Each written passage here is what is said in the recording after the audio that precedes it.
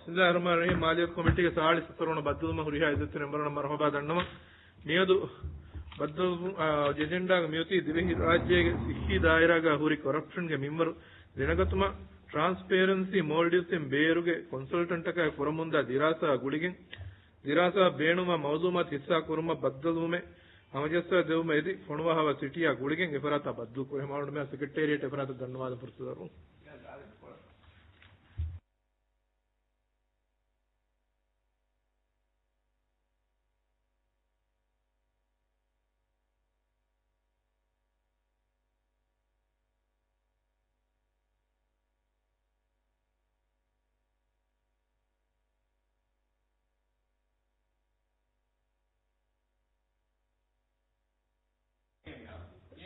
me aundu me agenda dega number dega me di hikayes wan har go itajena lopiyo go audit kuran ane parate kandeluma gule gotun me item ga aundu miharu kan isetu number utiraz kuraka wanya secretariat hawal kuran hen kuriges me ehem farwars me kan kurigenda adehem aundu eba secretariat amer hawal kopin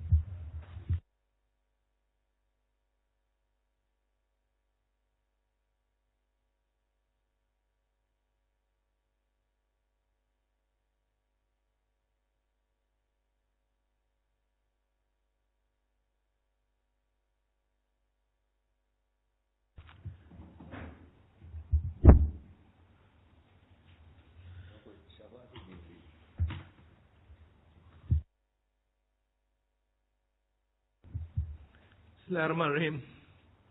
Maaliyyath Committee ge saali satarona baddaluma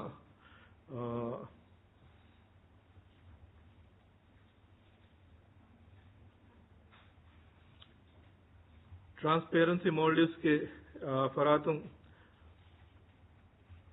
executive director Alfail Aisha Triluvina adi consultant Dr. Hardy Fink debofona mi committee marhaba dannama ಅವನೊಡನೆ ಫುರ್ತಾಮಿ ಕುರಿಯ ಗೆಂದಾಣೆ ಗೊತ್ತಗೆ ಕೂಡ ಹುಲಾಸ ಅವನೊಡನೆ ಫುರ್ತಾಮಿ ಫುರ್ತ ತರ್ವಾಣಿ ಟ್ರಾನ್ಸ್ಪೇರೆನ್ಸಿ ಫರಾಸಂ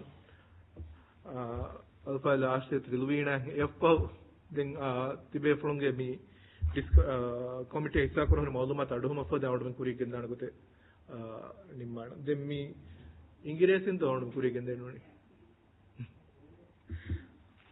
First of all, welcome to Public Accounts Committee, Dr. Hardy Fink and Ms. Rilvina. And we are very happy to assist you in your work. So we would like to give you the opportunity first to share the information that regarding the health sector, corruptions in the health sector of Maldives. So I would give the opportunity to Ms. Maaliyyath Riluvina. Thank you for having us. We are very happy to be able to have this opportunity to meet with the committee. On behalf of Transparency Maldives, we are really excited to be doing this research as well. So the health sector corruption risk assessment, we are working with an international consultant to identify what the vulnerabilities within the system are. And we commissioned Dr. Hardy Fink and Dr. Sarah, who is, there's a team of German consultants who are working with us. And we started work, I believe, 3 months ago. And it's been going quite well, and the desk research has been done. So while Dr. Hardy is here, we wanted to meet with the committee and also hear from you what your views are on this, as well as maybe we can even share some of the findings that we have had. But I'll let Dr. Hardy decide how he would like to proceed with that. So, Dr. Yeah, yes.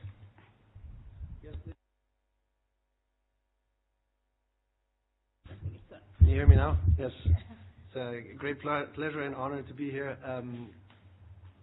Just to add on what Rilo was saying, we, as a team of consultants, we have been conducting a desk review. We tried to review as many documents as were available on the health sector, on risks in documents. There were not too many available, so we started doing interviews from home using Zoom, and now I'm here in the Maldives for 3 weeks to conduct qualitative interviews with stakeholders, with experts in the field. So I've spent 1 week talking to experts, and it would be great to also get your input on corruption vulnerabilities in the health sector in general, and especially on this committee's work, your view, where you see the risks based in the system, where there are vulnerabilities in the system, and also based on the cases that you are aware of, where actually problems are happening. So it's two sides to the problem, right? A systemic risk where there is a vulnerability because there's a lack of transparency, a lack of oversight or something like that in the system. And then the second thing is when you look at the audit reports, you can say based on the cases, this is where we see where problems actually are happening. So that would be the lines of inquiry that I'm interested in, and then I have a few more sort of specific questions. The way I usually start these conversations, they are much less formal, but this is maybe also in this formal setting. I present myself, I present the study, and then I go to the topics that I would like to discuss. Is that okay for you? Then I'll just... So, I don't need to say much more about the study that Rilo already said, that we are trying to identify the vulnerabilities, and we're using data that's available complemented by interviews. So what we're looking at is to identify the vulnerabilities, not pointing at problems, but we're trying to focus on recommendations. So the idea is that at the end of this, we're going to have a report with recommendations that help improve the situations, reduce vulnerabilities. That's the study. Myself, my name is Hadi Fink. You've already seen that. I am a German national. I've been working in anti-corruption for the last 15 years. I have experience in compliance in Germany, in corporate compliance issues. Then I've worked in the state of Qatar for 7 years, and now I'm an individual consultant. And I'm married with 2 children. So that's me. I really, so far, I find it very exciting here in the Maldives, but from what I see, it's also a challenging situation.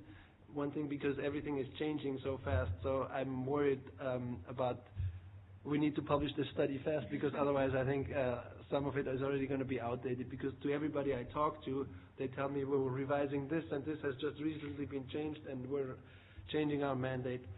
So I find it very exciting, but also challenging. Now, please, if you interrupt me at any time, I'm happy, otherwise I will just continue talking. For the first question is the regulatory and legal framework from your perspective. I would just like to be sure that I'm understanding everything correctly. So this committee, or to start from the bottom, my understanding is that, am I running out of time already? Are we? No. That each accountable entity in the public sector, like we're talking about general public sector now, is required to is audited once a year by the Auditor General. This audit will be received by this committee, and you are then sort of the review of the Supreme Oversight Institution. So basically, your work is, that's the sort of in a nutshell, and it's based on the Audit Act, right? And is there anything else when we look at the regulatory framework? Any other documents, terms of reference for this committee? Is there we have our standing order of the Parliament, where we have the duties of Public Accounts Committee and responsibilities, and what sort of access we have and what we are obliged to do. Okay. And what are the areas within our mandate. So one of it is going through the public accounts and look for value for money, and I mean basically oversight of all the public spendings. Okay, so that is there. That's perfect. these documents are publicly available. Yeah. Yeah. So that'd be two It's in our documents. Parliament website. We have the standing order of the Parliament. Yeah. So I think. So that the standing order contains that. Yeah. Oh, perfect. So it's just one document. I think we just need to have it translated. Unfortunately, DV, he's not in Google Translate, so that has also been made our life a little bit more difficult. So that's very good. Now, it would be very helpful if you could just spend a few minutes, explain to me this oversight function and your experience, and maybe you can also help me with, in theory, what you are supposed to do. I think I already put it in a nutshell, but also in practice, if there's anything that you find there, challenging or worth mentioning about being a vulnerability. Okay. First of all, some of our members, we have two committees parallelly going, so they have joined online, so I could have the quorum. They're going for another meeting. Yeah. So I think as a Public Accounts Committee of the Parliament, we also have the similar sort of responsibilities as in Westminster system. And what we are supposed to do, mainly we are supposed to assess the taxpayers' money, how it is spent, and why it is spent, and whether the purpose the money was spent has been achieved, or the efficiency and effectiveness of those spendings. So we have the whole responsibility on us, but so far, as a parliamentarian, with my experience, I could say that even during 17th Parliament, that is once the new constitution came out, the first Parliament that was sworn in, 17th, 18th, and this is the 19th Parliament. The practice is that we just review the audit reports, and if there are any issues, we sometimes ask for special audits based on those opinions or qualifications in the audit reports, and then make our recommendations, which could include prosecution or further investigation, or ACC to carry out further investigations, corruption-related investigations. So basically, that's how it's supposed to happen. But very rarely these has happened during 17th and 18th Parliament. But in this Parliament, we have tried, and we have so far gone, I think, completed over 100 audit reports, and we have made our recommendations, and which have been ratified by the floor as well. And these recommendations include going for further investigations, prosecution, and administrative measures, and things like this. But it's always, we are very, very far behind from what's currently happening. So now we have actually decided to bring some changes to the way we work. So we have asked Auditor General for next year's audits to more or less to concentrate more on the value for money audits, special audits, compliance audits. So we would know what's the current outcome of the money that's been spent by the current government. So we, rather than going after the history, we are trying to go with what's happening currently. But still, we have a backlog of more than 700-800 audit reports which we have not been able to review so far. So it's been coming year by year, and it's been a pile that we inherited from the previous Parliament as well. So that is a challenge. But I think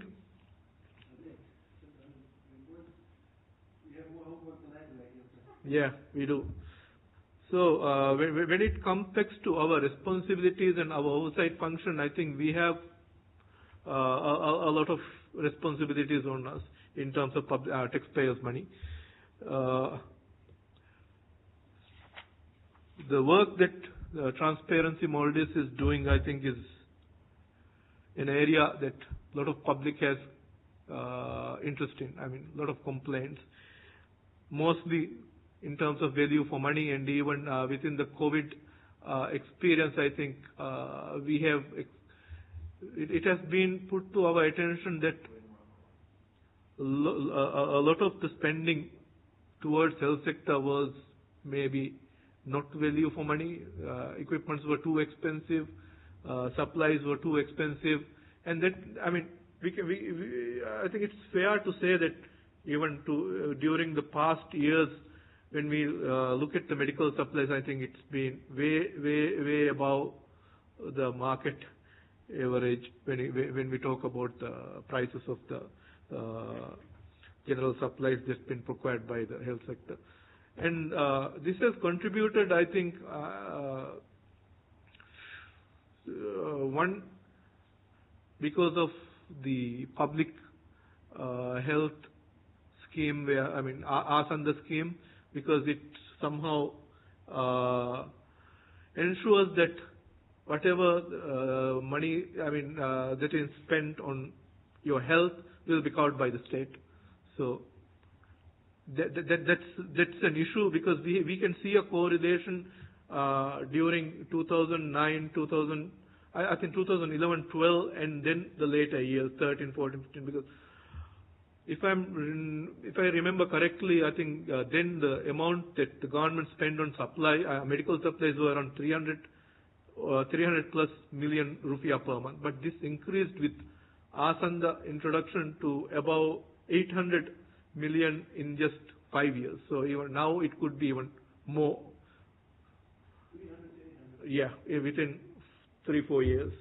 So, I mean, these are money that government is spending on medical supplies, includes medicine and other tools and etc. So, it's an area of concern. We have not been yet able to dig into it deep enough, but that is a sector that we are also working on. And it would be very helpful if you could also share your experience and the information that you gather during your study. I'm sure it would be very, very helpful for us to assess and see what's going on. As you say, I mean, it's not about going after a person, it's about getting the system, I mean, getting the things right and get the value for money for the taxpayers. So, please carry on. Thank you. That's extremely interesting. As you went along, I had a lot of questions, but now as you continued, you've already answered quite a few of them. For me, so as I was thinking about this and doing more and more interviews, I think the value for money is definitely the one thing that stands out as something to go after, because in an environment that's changing so quickly, if we go after the rules or after what's happening, individual cases, it will be difficult. Whereas the value for money is something that I think is what should be pursued. Could you maybe also share, based on what you've seen, the issues, what would be the recommendations? And also, I mean, I think I cannot speak on behalf of Transparency Maldives, but from my point of view, it is definitely happy to share the results, and also hopefully include you and other stakeholders in jointly finding recommendations. Because the idea of the report is not to say this and this and this should be done and you need to do this, but rather to actually have a joint effort of different stakeholders joining forces to say this is what makes sense to do. And I think this is also what you're in an ideal position, because you know all the cases. So what's the recommendation from an overall perspective, but also I believe from the view of Transparency Maldives, where should something be done, or where should the thrust of recommendations or of improvements go? Do you have any thoughts on this?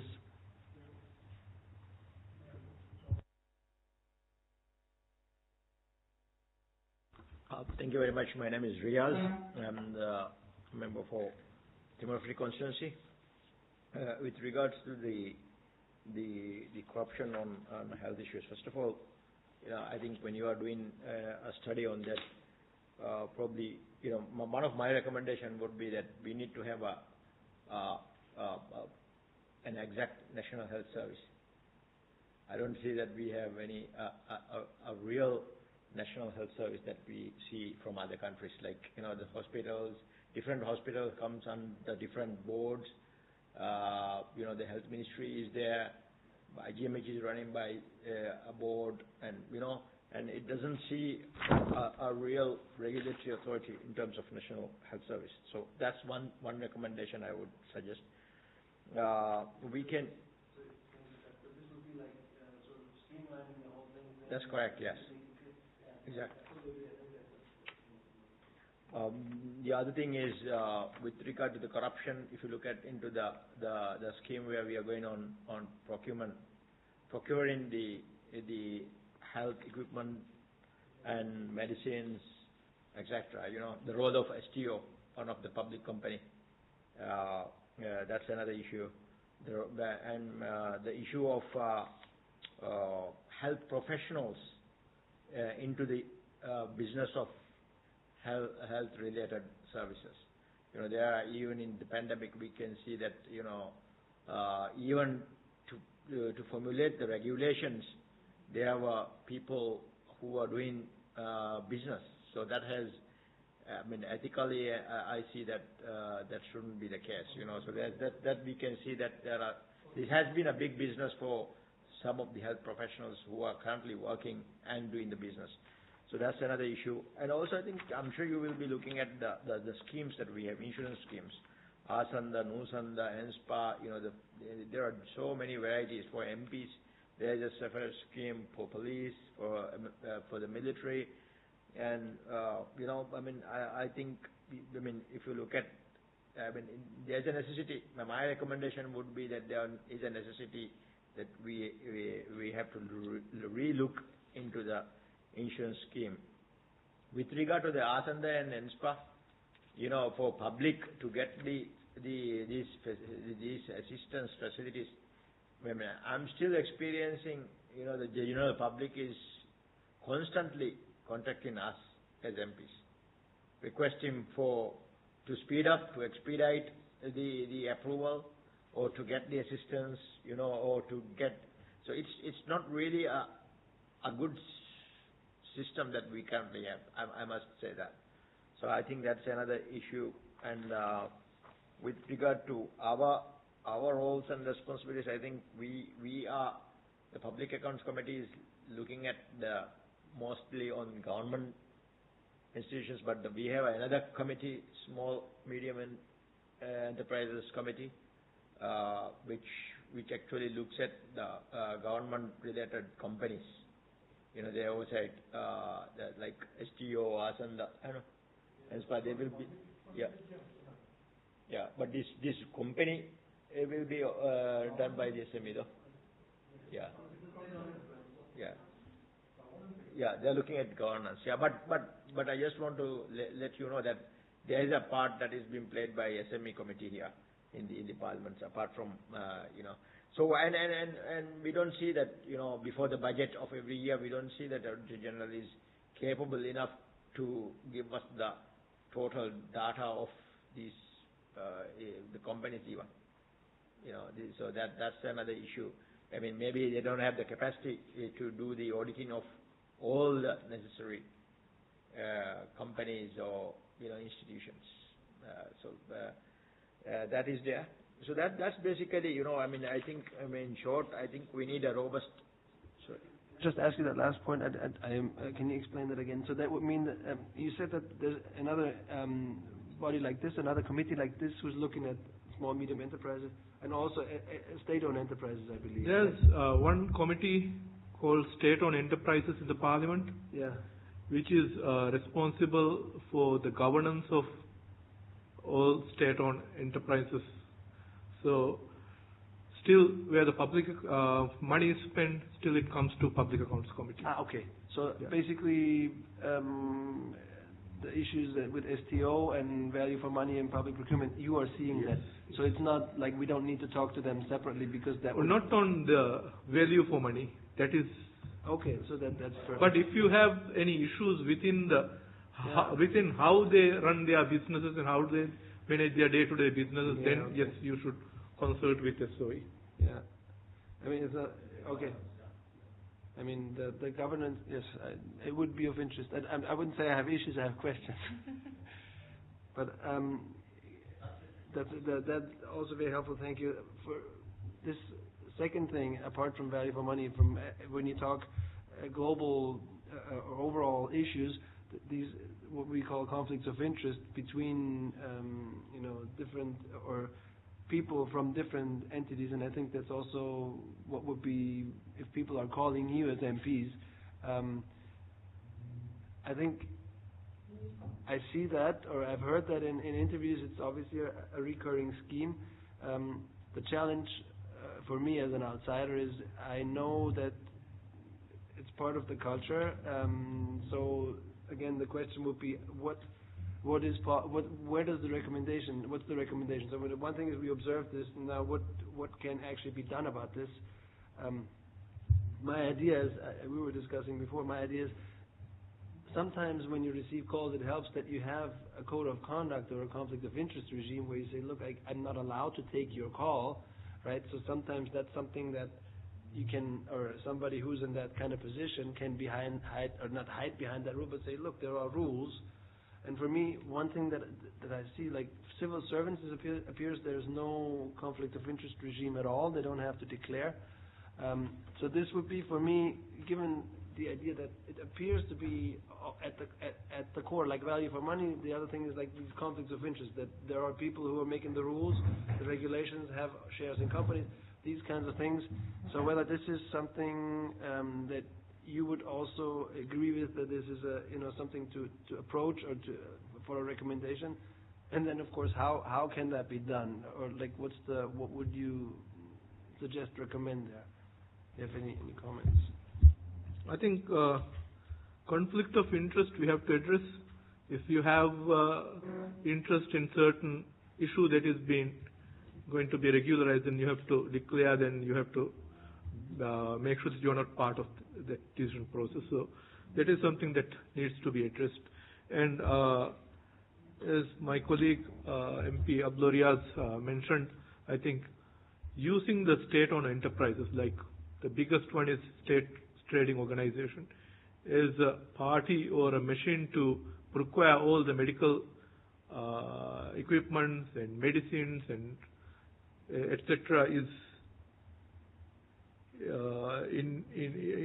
in one way contributing the problem, because when you get an SOE to do that, you are bypassing the Public Finance Act. Because Public Finance Act certainly clearly states out that how a procurement process be taken place. I mean, competitive bidding process, evaluation, and all these criteria are set very clearly in this.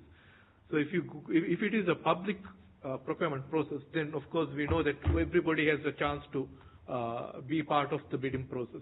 But when it goes through, most of the time when it goes through a company, problem is there are so many ways they can do the procurement. It could be emergency procurement, it could be just getting quotations I'm asking from few parties that they invite only can quote rather than a competitive bidding process. So there are so many issues that comes with it. So I think I don't know what should be the recommendation at the moment, but I think there are so many things that we could do to avoid these things. But I think one very good question would be, area for you to research would be just to compare some costs of the medical supplies and equipment that we use in Maldives, even the medicines itself, where it is coming and what is the cost of it, and what we are paying is the customer to get, or Asanda is paying on behalf of us for that medicine or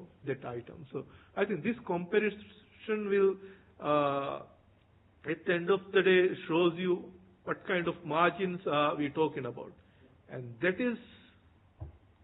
could define the. I agree. That's also what I was thinking. That's at the end, if Tylenol is 3 times as expensive here as it is in India, then there's a problem. So I think something like that, an observatory and comparison of prices is definitely something that I think is worth looking at as a recommendation. I don't know if we have still. I was not fully aware of what is happening before I just came. Anyway, the reason why I think at the moment they are doing with the government SOEs, even the prices are high, end of the day, it goes to the government. In the sense like the profit margin, 80% is owned by the STO and the balance 20% is owned by the public sector. So if even the prices are high, in return, even government is benefiting on the other hand. So that may be the reason that at the moment also government has the intention to use the government enterprises like if it is medical regarding STO, if it is like other contracts like MTCC and all, because this carries both value for the government. But sometimes, when they award the contract to STO, and they directly goes to the private party and they do through them, so there is the, chances of, doing the same thing in other way. So I think most of the medicine and equipment supplied through STO, and compared to the private parties, the prices are also very high.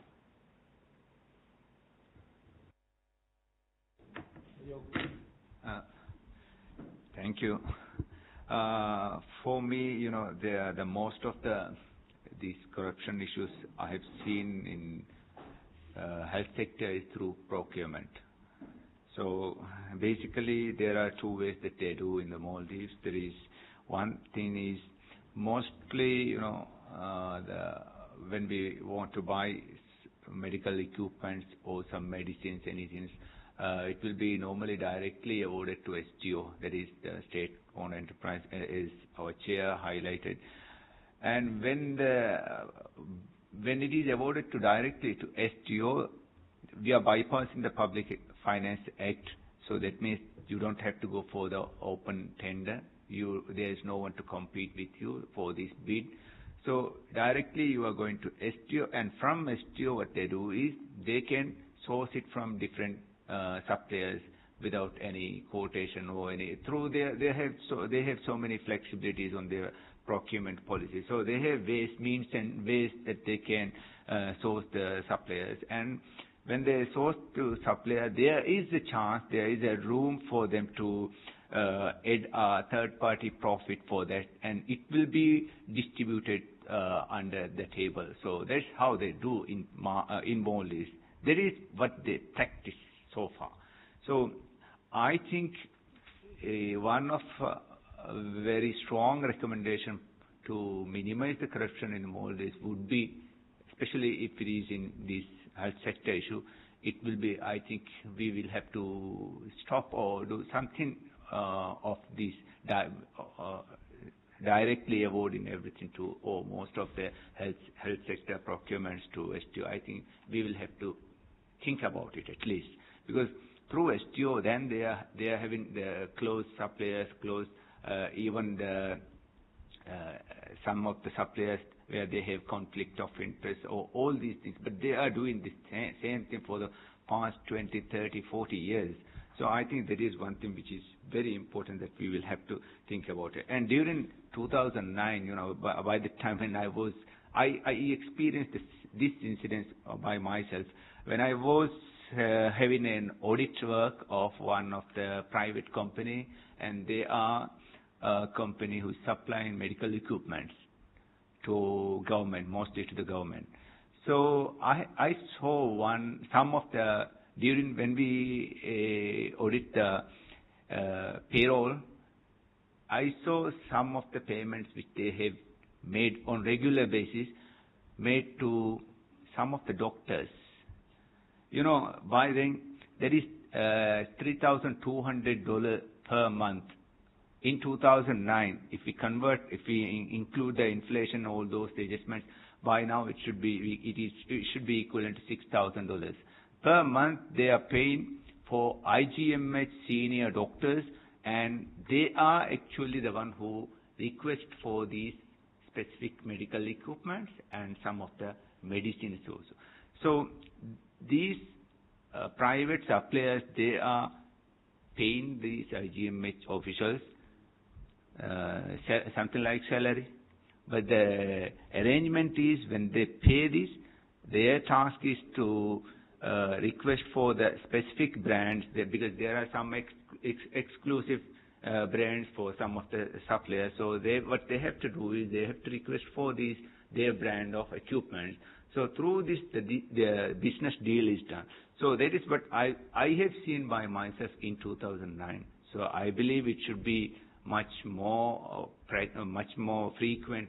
The practice would be more, not only in one company, so through within the most of the private suppliers, this practice would be done. So I think that's what I believe. And then the other thing is, so there should be some kind of recommendation to stop these kind of issues. And then the other thing is, health ministry is one of the main area that we have to look into, because health ministry, there is a procurement department, and the people, I think it's very, very good for your study if you go and meet them, if you check the procurement department and the period of the staffs who are working in the department. I think you will be surprised too, because there are some of the staffs who are working in the same department for more than 10, 15, 20 years.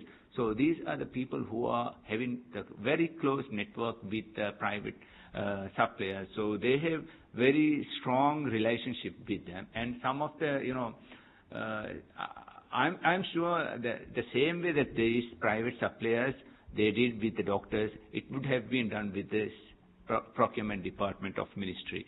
So I think you better investigate or study at least the period, how long they are working in the same department. So something like job rotation or anything, something like that should have been done for this area. So I think these are the main three areas that there is high corruption in this health sector.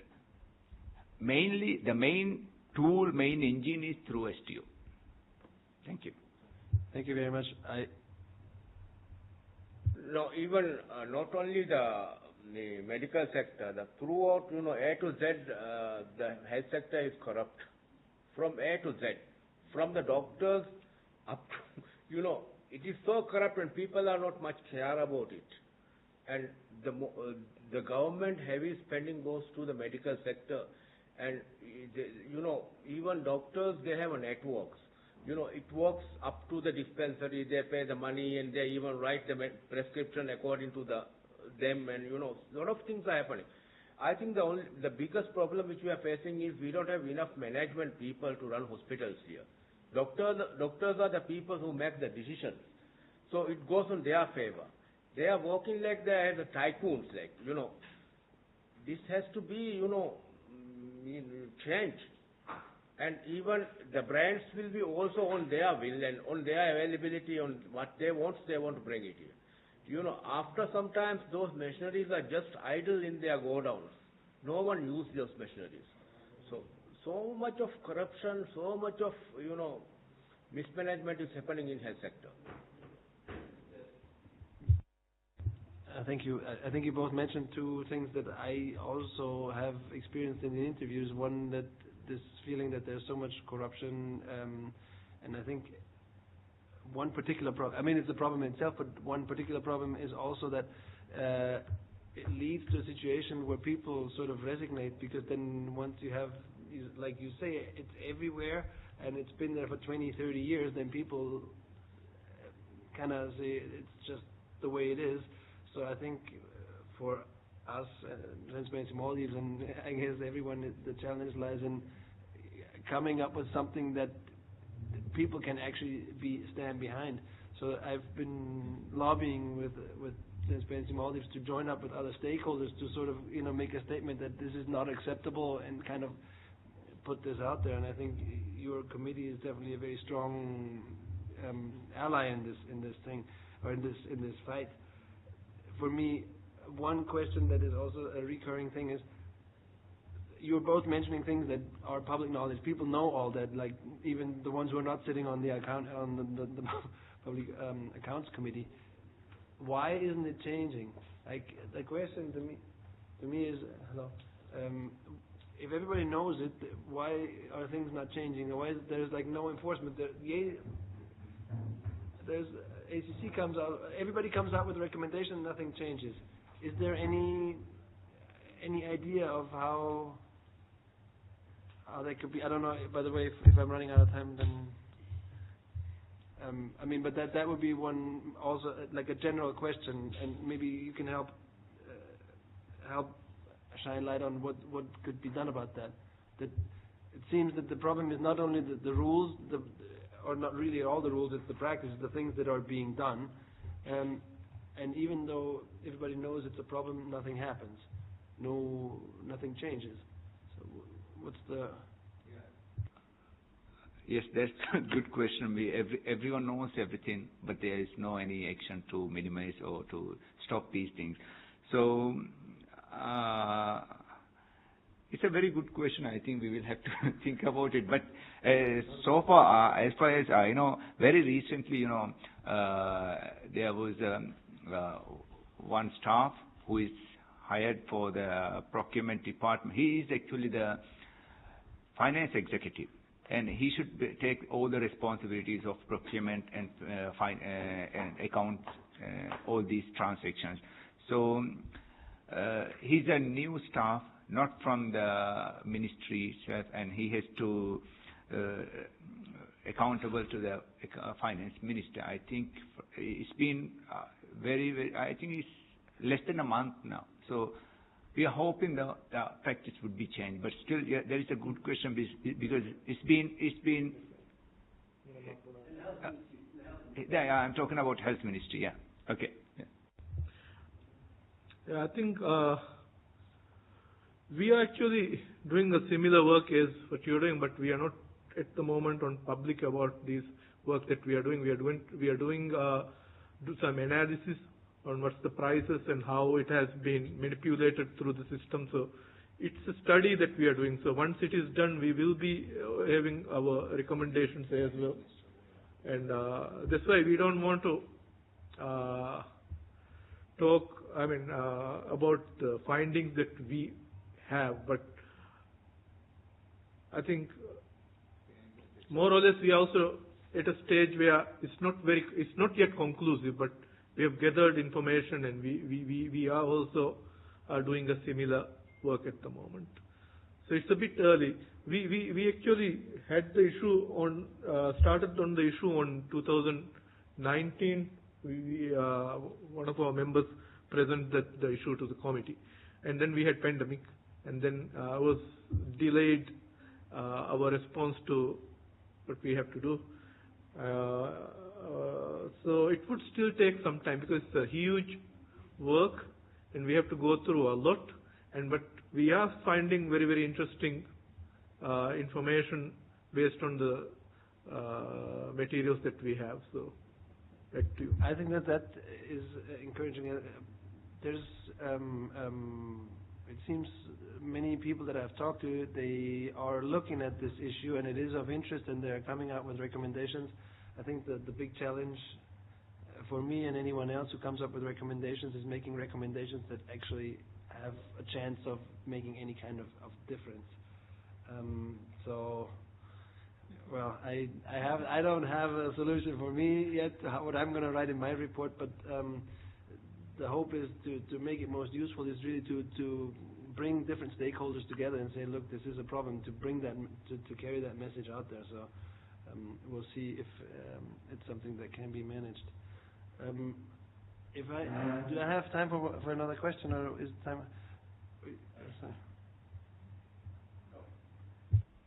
To add to his comment, Chair's comment, very recently the government changed the policy of maximum retail price for the medicines.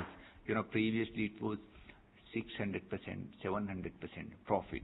So government is changing the policies and taking some actions, and as our chair mentioned, it's very recently these changes are taking place. So we are hoping for the good.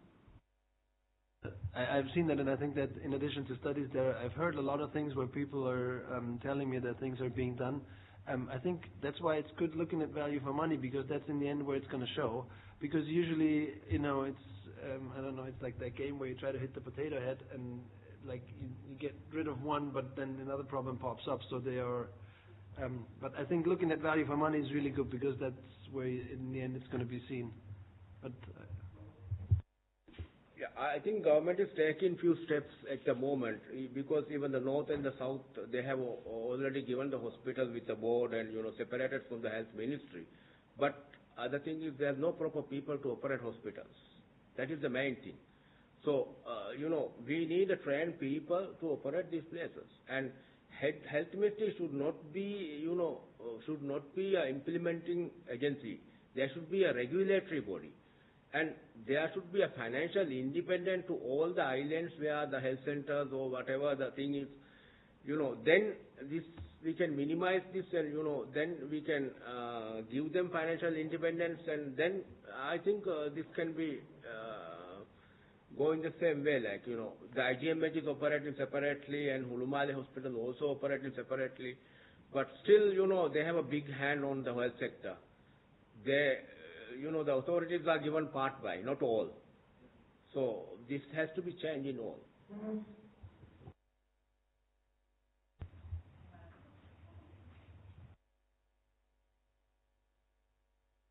very good. I thank you very much. Really, this has been very helpful. Yeah, we really appreciate what Transparency Maldives is doing, and I think this is a very, very crucial area that needs to be addressed. Everybody knows that the elephant is in the room, but it is still a bit premature for us to talk about it. But yes, this is the right place. This is the place where we should start doing something about it. So it would be very, very helpful for us that whatever that findings that you have, we would be very, very interested to hear about it. And also, when we compile a report from the Public Accounts Committee about the same issue, we would consider adding whatever recommendations that you have would, in fact, help to improve this situation. So we welcome you, and we are very happy that you are doing this work. You have undertaken this work, so you can count on our support. Whatever assistance that we could provide, we will provide, and yes, we are committed to make this process better. So we will come up with our set of recommendations as well. Can I say more?